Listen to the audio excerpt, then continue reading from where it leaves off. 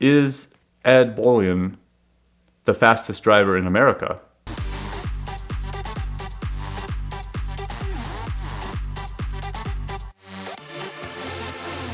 Not long after I met Ed, he started telling me about this Cannonball run, something that I had heard a little bit about, being someone who's interested in cars my whole life.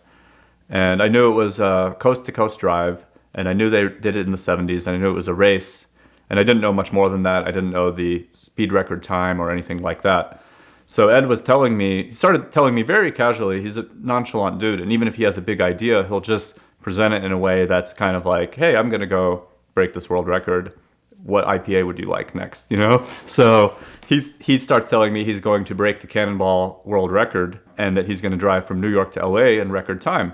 And he starts going into these details that were surprising. He says, well, you know, I'm gonna go in the Northeast, I'm gonna have all this technology in the car, I'm gonna have spotters, and I'm going to make sure I get to Pennsylvania by this certain time marker, and if I do that, then I can continue, and I've mapped out, you know, everything, and I think it will be possible on this holiday or this time of the year, and so on.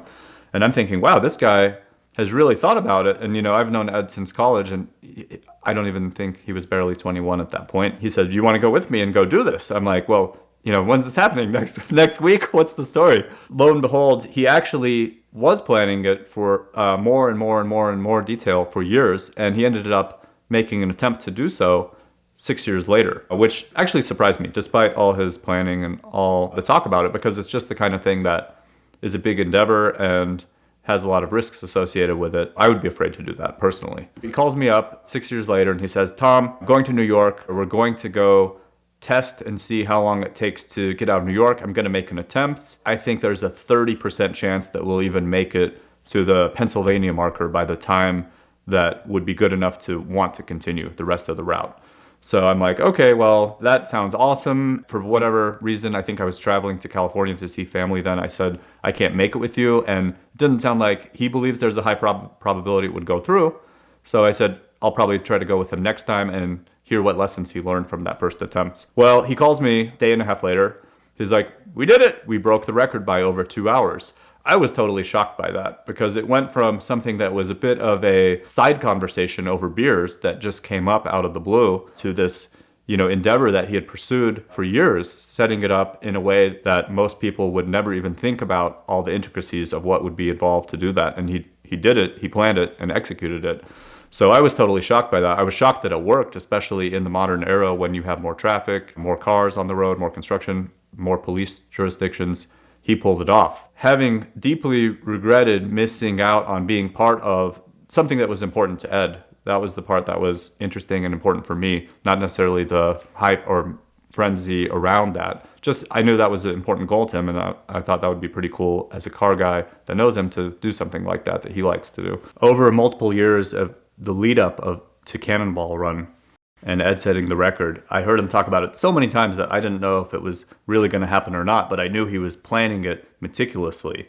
And a lot of the things that he planned and talks about to this day are the variables. There are many different variables of anything that can go wrong: traffic, you know, weather, construction, what other people's reactions will be, what, you know, someone will do, people trying to block you or other things, trying to run you off the road. Any number of things can happen when you're on a long distance drive, and they will.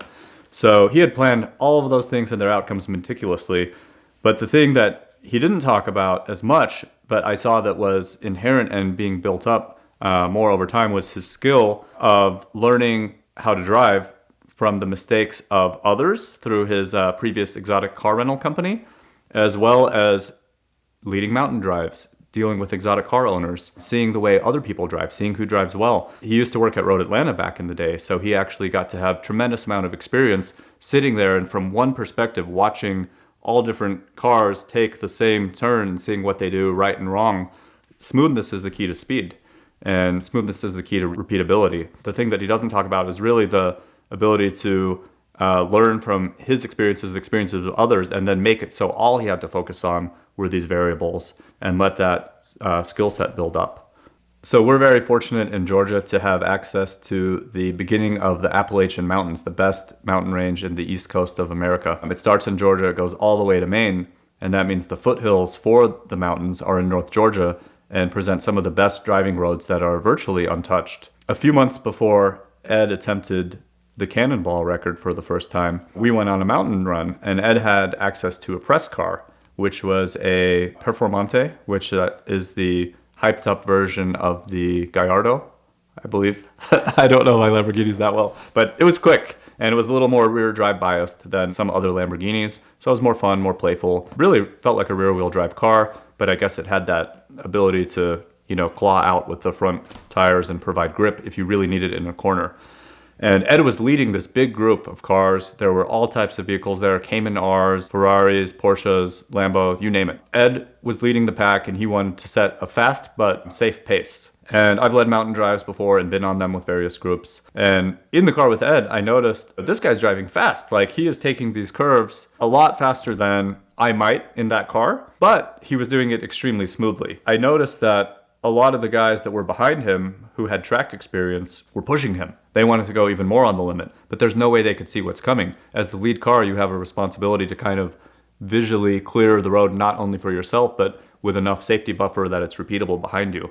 And that was another thing I noticed back then he was doing. He's driving fast, he's driving aggressively, he's driving spiritedly, but he's doing it in a way that is not only safe for himself, but was safe for all of those behind him to be able to proceed in a similar fashion. And part of that, going more detailed, was really just not even doing things to upset the balance of the car, getting your braking done before the entry of the turn. Don't do any crazy mid-turn stuff. If it looks like a decreasing radius, don't go in hot if you can't see the exit of the turn.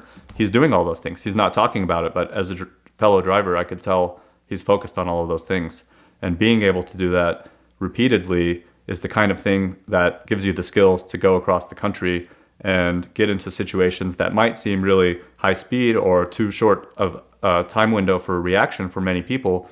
But with that experience, I think he had built up the ability to do that in a much safer way. A few years later, he says, "Hey, Tom, do you want to drive across the country with me? But this time it's in one of my dream cars, the 430 Scuderia, which I think is one of the best driver's cars ever made. One that I almost bought and did not get and regretted not having as well. So I decided, all right, I've got time. We can do this. We can do it in a cooler way, and there's less pressure, and it's a car that I love more. Why not do this? This sounds like a great idea.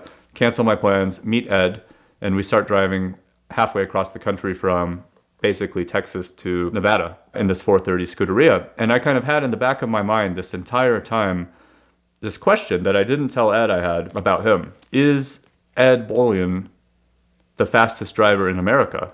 Truly, because he has this record. And why is he so fast? Why can he do something that other people have attempted to do and they've not been able to pull off? They put a lot of planning into it like he did. They got a car, they took it seriously, they got the car to New York, and they were going to Los Angeles, and there's a lot of logistics associated with that. What is it that makes Ed good at that? Is that a skill? Is that something repeatable? I found out several answers to those questions observing him drive in this group for Lux Rally across the US in the 430 Scuderia several years later. Fast can mean crazy on public roads. He's not the craziest driver by any means. He let me drive the 430 Scuderia, which was totally awesome, and I loved doing that. We went to some of the best possible roads in Colorado, Texas, Utah, New Mexico. Blew my mind and changed my perception of driving through the US, actually. But he drove very differently from me. When I drove the 430 Scud, I would quickly make a lane change or a pass and then quickly get back over. He would do the same thing, but very gracefully and smoothly. He'd take more time and more space getting back over into the lane. And I thought, why is he taking so long to do that when I do it that quickly? The reason was because he was trying not to piss off the guy that he was passing, or even though he was passing them at a fairly significant speed differential, he wanted to do it in a way that didn't bother anyone or scare anyone or cause them to do any reaction. One of the conclusions I made was the reason he could pull off doing Cannonball, which is 30 hours of that with no room for errors successfully, was because he's very methodical in how he chooses his passes, how he sees any outcomes of any actions that any drivers are doing. When I took motorcycle school, they said, predict everything that can happen in the next 12 seconds. That can be 150 outcomes, To me, just watching him drive, knowing that I drive like that, he's driving like that, even to a more extreme. My conclusion was he is one of the most repeatable long-distance fast drivers I've ever met in my life. and I think that's why he was able to pull off Cannonball Run. The only thing that he hasn't done, which I need him to do still, and you guys bother him in the comments, please, make him come to Germany with me and do the Autobahn and come to the Nürburgring, because I've done 50,000 miles in Europe. It's legal to go that fast, and I want him to experience that without the pressure of law enforcement, and maybe we can set a new speed record on the Black Forest run. We'd like to thank Avalon King for their continued support of the VINwiki YouTube channel. Obviously, I've installed it onto my Porsche 993, which one of our app users is going to win once we hit 1 million subscribers. I've got it on the LP640 and it's performed flawlessly in both cases. The cars are much easier to clean, the finish looks a lot better, and I've really been impressed with it. So we're going to do some more experimentation with the ceramic coating this month, but please do check out the link in the description below, enter the code VINwiki for a discount, and thank them for supporting your favorite YouTube channel.